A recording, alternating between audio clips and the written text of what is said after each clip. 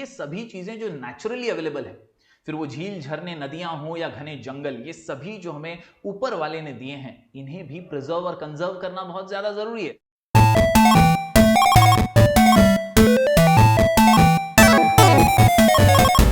Hello everyone, मैं हूं जयेश राजगोर और स्वागत है आप सभी का इस नए इंटरेस्टिंग यूट्यूब वीडियो में। दोस्तों, हम पढ़ रहे हैं क्लास 10th महाराष्ट्र बोर्ड का हिस्ट्री एंड पॉलिटिकल साइंस और ये है चैप्टर नंबर 3 अप्लाइड हिस्ट्री का लेक्चर नंबर 2। जी हां दोस्तों, अगर आपने पिछला वीडियो नहीं देखा है तो ऊपर आई बटन पर क्लिक कीजिए, वहां से आपको वो वीडियो मिल जाएगा। अगर आप इस चैनल पर नए हैं तो जरूर इसे सब्सक्राइब कीजिए, क्योंकि यहां आपको लगातार ऐसे ही हिस्ट्री और ज्योग्राफी के वीडियोस मिलते रहेंगे। दोस्तों, आप अलजेब्रा ज्योमेट्री के लिए सिराज शेख यूट्यूब चैनल को भी सब्सक्राइब कर सकते हैं, वहां हम अलजेब्रा ज्योमेट्री के वीडियोस भी लगातार डालते रहते हैं। दोस्तों, आज के इस वीडियो में applied history in the present की हम बात करने वाले हैं। पिछले वीडियो में हमने जाना था कैसे अप्लाइड हिस्ट्री यानी पब्लिक हिस्ट्री वेरियस फील्ड्स के रिसर्च में मदद करती है। आज का ये वीडियो पूरी तरह से इंफॉर्मेटिव वीडियो है, जहां पर हम अलग अलग चीजें जानेंगे about preservation and conservation of history और कैसे आज के दौर में जरूरी है इतिहास को संभाल के रखना, रेलिक्स ऑफ द पास्ट को जप के रखना, संभालना, ताकि वो फ्यूचर जनरेशंस तक बना रहे और हमें हमेशा अपने कल्चर से जोड़ा हुआ रखे। तो दोस्तों, चलिए इस वीडियो को शुरू करते हैं फटाफट से। सबसे पहले हम कहना चाहेंगे कि बॉस, अप्लाइड हिस्ट्री और हमारा प्रेजेंट कहीं ना कहीं कनेक्टेड ही है। People often ask about the practical value of history. The answer to the question about the nature of applied history lies in this question as well. यानी कहीं ना कहीं जो विजिबल और इनविजिबल relics हैं पास्ट के, वो प्रेजेंट में भी हमारे सामने आते हैं। Yes, the visible and invisible relics यानी ऐसी चीजें जो आज तक सर्वाइव कर रही हैं, ऐसे मॉन्यूमेंट्स, ऐसे मटीरियल सोर्सेस, ऐसी चीजें जो पहले की हैं, एंशिएंट टाइम से लेकर आज तक वो हैं, ऐसी चीजों को हम relics of the past कहते हैं, which exist in the present as well. We nurture some kind of curiosity, attraction towards them. और ये जाहिर सी बात है, ह्यूमन बीइंग को ऐसी चीजें देखने की उत्सुकता होती है, क्यूरियोसिटी होती है, और इसीलिए हम कई एंशिएंट मॉन्यूमेंट्स को देखने के लिए जाते हैं। अक्सर अब तो वो टूरिस्ट प्लेसेस बन चुकी हैं और इसीलिए हम वहां पर विजिट अक्सर करते हैं, ताकि हम अपनी क्यूरियोसिटी को मिटा सकें। जी हाँ, और वहां की अलग अलग जानकारी भी हासिल कर सकें। We wish to know more about their history because they present और represent the creative thoughts and traditions of our ancestors. कहीं ना कहीं अजंता एलोरा केव्स जैसी जगहें हैं, ताजमहल है, कुतुब मीनार है, कई ऐसी एंशिएंट मॉन्यूमेंट्स हैं, हमारे शिवाजी महाराज के किले हैं, जहां से हमें इतिहास की जानकारी मिलती है, वीरता और शौर्य के बारे में पता चलता है। और इसीलिए ये सारे जो भी एंशिएंट मॉन्यूमेंट्स हैं, ये सभी हमारी क्यूरियोसिटी को मिटाते हैं। जी हाँ, अट्रैक्शन हमें है उन सभी के तरफ। It is our heritage. जी हाँ दोस्तों, ये हमारा हेरिटेज है। Applied history is concerned with the preservation and conservation of our heritage. ये अप्लाइड हिस्ट्री का काम है कि हमारे एंशिएंट हेरिटेज को, हमारी धरोहर को संभाले, उसे प्रिजर्व करे, उसे कंजर्व करे, ताकि आने वाली कई जनरेशंस तक ये चीजें हमेशा जिंदा रहें, हमारे कल्चर को हमेशा जिंदा रखें। Heritage management creates opportunities of employment. In brief, applied history can be described as understanding of our present with the help of history and finding right direction for the benefit of our future। यानी कहीं ना कहीं ये कोशिश है कि preservation करके, conservation करके हम हमारे इतिहास को संभाल करके हमारे फ्यूचर को मजबूत बनाएं। बढ़ते हैं दोस्तों आगे। आज के इस वीडियो के अंदर हम जानेंगे कि कैसे management of cultural and natural heritage होता है। शुरुआत करते हैं कल्चरल हेरिटेज के साथ, जिसमें दो इंपॉर्टेंट पार्ट्स हैं, टैंजिबल कल्चरल हेरिटेज और इनटैंजिबल कल्चरल हेरिटेज। जी, हम पढ़ने जा रहे हैं कल्चरल और नेचुरल। सबसे पहले बारी है कल्चरल हेरिटेज की, जिसमें टैंजिबल और इनटैंजिबल ऐसे दो हेरिटेजेस हैं। जी हाँ, it is in the form of human creation. ये वो है जो ह्यूमन बीइंग ने क्रिएट किया है, ये हमारे कल्चर के अंदर है, ये हमारे ट्रेडिशन के अंदर जुड़ा हुआ है, ये हमने बनाई हुई चीजें हैं जो आज तक सदियों से कैरी फॉरवर्ड होती आ रही हैं। It is in the form of human creation. It is of two types, tangible and intangible. चलिए सबसे पहले टैंजिबल की बात करें। This type of cultural heritage includes ancient sites, buildings, artefacts, manuscripts, sculptures, paintings etcetera. तो दोस्तों, जो भी मॉन्यूमेंट्स, पुरानी हमने बनाई हुई बिल्डिंग्स, फिर वो ताजमहल क्यों ना हो, कुतुब मीनार क्यों ना हो, शिवाजी महाराज के, छत्रपति शिवाजी महाराज के जो किले हैं उनकी बात करें तो ये सब मैनमेड चीजें हैं, लेकिन एंशियंट टाइम की, और इसीलिए आज जब हम उन्हें देखते हैं तो गर्व महसूस करते हैं, हमें बहुत अच्छा लगता है, हमें अपने इतिहास से कनेक्ट मिलता है, कनेक्शन मिलता है। जी हाँ, this type of cultural heritage includes ancient sites, buildings, artefacts, manuscripts, sculptures, paintings etcetera. पुरानी कोई पेंटिंग हो एंशिएंट टाइम की तो उससे भी हमें हमारे टैंजिबल कल्चरल हेरिटेज के बारे में पता चलता है। बढ़ते हैं दोस्तों आगे।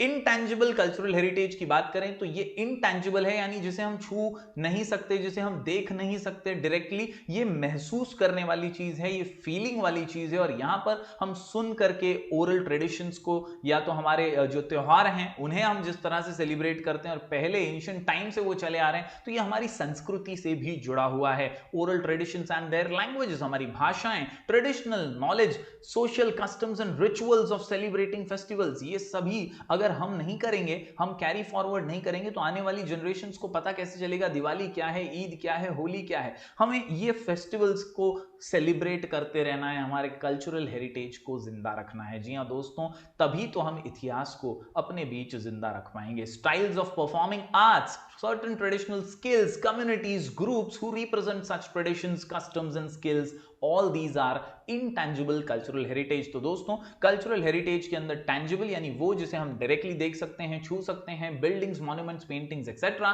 और यहां पर इनटैंजिबल के अंदर याद रखिए ये हमारे इमोशंस और फीलिंग्स से जुड़े हुए हैं, ये हमारे कल्चर, हमारी आस्था, हमारी संस्कृति से जुड़े हुए हैं। फेस्टिवल्स का एग्जाम्पल बहुत ही बढ़िया है, वो यहां पर याद रखिएगा। बढ़ते हैं दोस्तों आगे। अब बात करते हैं दूसरे हेरिटेज की, ये है नेचुरल हेरिटेज। ऊपर वाले की देन इसे हम कह सकते हैं, बहुत ही अनोखी देन हम इसे कह सकते हैं। नेचर वाइज जो हमें मिला है, ये गिफ्ट ऑफ नेचर, जहां फ्लोरा, फौना, यहां पर हम इकोलॉजी की बात कर सकते हैं, ये सभी चीजें जो नेचुरली अवेलेबल है, फिर वो झील, झरने, नदियां हो या घने जंगल, ये सभी जो हमें ऊपर वाले ने दिए हैं, इन्हें भी प्रिजर्व और कंजर्व करना बहुत ज्यादा जरूरी है। The concept of natural heritage gives importance to the thought of biodiversity. It includes the following things, that is fauna, flora and ecology. तो इसके अनुसार आपको इन नेचुरल चीजों का भी ख्याल रखना बहुत जरूरी है। Geomorphic characteristics which is crucial for sustaining the flora and fauna, ऐसी चीजें नहीं होनी चाहिए जिससे फ्लोरा फौना को, यानी हमारे पेड़ पौधों को नुकसान पहुंचे, पोल्यूशन ना हो ज्यादा, इसका भी हमें ख्याल रखना चाहिए। इसी से तो नेचुरल हेरिटेज को हम बचा पाएंगे। दोस्तों आगे बात करते हैं एक विशेष संस्था की, नाम है यूनेस्को। आप सभी ने सुना होगा, नहीं सुना तो आज सुन लीजिए। यूनेस्को एक ऐसी संस्था है जो इन चीजों को प्रिजर्व और कंजर्व करने के लिए बीड़ा उठा करके पूरी दुनिया भर में काम करती है। जी हां, UNESCO the global organisation has announced some directives with the objective of promoting the cultural and natural heritage, यानी दुनिया भर में जितनी भी कल्चरल और नेचुरल हेरिटेज साइट्स हैं उन्हें कैसे मेंटेन करना चाहिए, कैसे उन्हें प्रिजर्व और कंजर्व करना चाहिए, इससे रिलेटेड गाइडलाइंस और डायरेक्टिव्स भेजने का काम यूनेस्को करती है। On the basis of those directives, list of sites and traditions are declared as world heritage, यानी कई ऐसे डायरेक्टिव्स को फॉलो करते हुए कई साइट्स को यूनेस्को वर्ल्ड हेरिटेज साइट घोषित करता है, और इन्हें देखने के लिए कई टूरिस्ट उमड़ पड़ते हैं। जी हां दोस्तों, ये हमारे टेक्स्ट बुक का ही एक स्क्रीनशॉट है जहां आप देख सकते हैं कई भारतीय वर्ल्ड हेरिटेज साइट्स के बारे में बताया गया है। The Indian tradition declared as oral intangible heritage, जिसमें आप देख सकते हैं कुटियाट्टम संस्कृत थिएटर केरला का है, 2001 में इसे डिक्लेयर किया था यूनेस्को द्वारा। इसके अलावा वर्ल्ड नेचुरल हेरिटेज साइट की अगर बात करें तो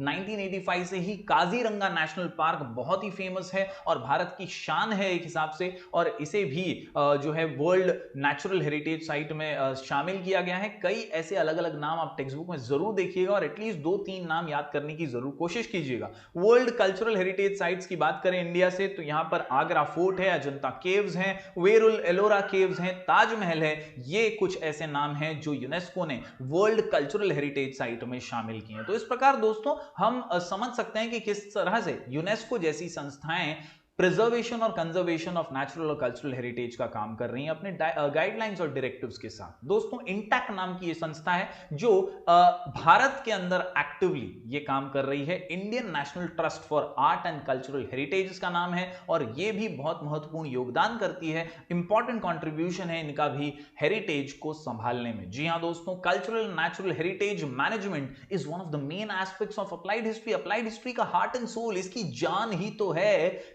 कंजर्वेशन और प्रिजर्वेशन। ये पूरा वीडियो इसी का इंफॉर्मेशन है दोस्तों, जहां हम किस तरह से संभालेंगे हमारे हेरिटेज को, कैसे हम कंजर्व करेंगे, कैसे प्रिजर्व करेंगे ताकि आने वाली जनरेशंस तक ये हेरिटेज मेंटेन रहे। बस वही अप्लाइड हिस्ट्री की जान है और वही करने का काम इंटैक्ट जैसी संस्थाएं करती हैं। फिर एक बार दोहरा दूं, Indian National trust for art and cultural heritage. Indian National Trust for Art and Cultural Heritage. Yes, the work of conservation and preservation of the cultural heritage falls under the jurisdiction of the Archaeological Survey of India and India State Departments of Archaeology. यानी ये काम जो है बांटा हुआ है, state के departments archaeology के जो हैं वो भी इस पर नजर रखते हैं। Beside INTAC, that is Indian National Trust for Art and Cultural Heritage, it is actively working in this field. The work of conservation and preservation of cultural and natural heritage requires participation of experts from various fields. They need to be duly aware of the cultural, social and political histories of the heritage sites. तो दोस्तों ये बहुत ही simple सी बात है कि conservation और preservation बहुत महत्वपूर्ण है और इसीलिए आर्कियोलॉजिकल सर्वे ऑफ इंडिया के कई डिपार्टमेंट्स इस पर काम कर रहे हैं। INTACH Indian National Trust for Art and Cultural Heritage भी इसी में आगे बढ़ रहा है। दोस्तों, principles of applied history are very much important. जी हाँ, बहुत ज्यादा मायने रखते हैं अवेयरनेस क्रिएट करने में, और यही प्रिंसिपल्स हम देखेंगे अगले वीडियो के अंदर। उम्मीद करता हूं दोस्तों आपको ये वीडियो पसंद आया होगा। जरूर से लाइक कीजिएगा। अगर आपको कोई भी डाउट्स हो तो आप मुझे इंस्टाग्राम पर भी मिल सकते हैं, आईडी है राजगौर जयश्वी। इसके अलावा you can also download our app from play store, sky education नाम है, हम वहां पर रेगुलर अपडेट्स डालते रहते हैं। इसके अलावा you can also join our Telegram channel, नाम है स्काई एजुकेशन ऑफिशियल, यहाँ पर हम नोट्स वगैरह डालते रहते हैं। तो दोस्तों उम्मीद करता हूँ ये वीडियो आपको पसंद आया होगा। जरूर से लाइक कीजिए, ज्यादा से ज्यादा स्टूडेंट्स तक पहुंचाइए। हम मिलेंगे फिर एक बार कुछ और नए वीडियोस के साथ, तब तक के लिए do like, share and subscribe.